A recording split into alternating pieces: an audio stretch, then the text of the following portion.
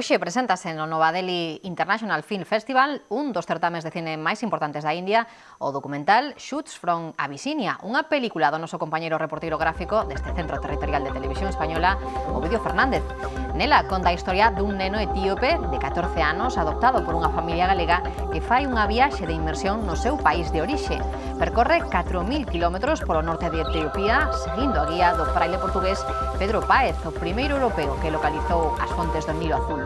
Unha viaxe iniciática que amosa a potente cultura deste país africano, unha dos primeiros homínidos, o da raíña de Saba, lonxe dos estereotipos de miseria e fame, co obxectivo de que tanto o protagonista como os 700 nenos etíopes adoptados en Galicia recuperen o orgullo das súas raíces. Shoots from Abyssinia, íntegramente en galego e que aínda non se presentou na nosa comunidade, opta na India o premio ao mellor documental.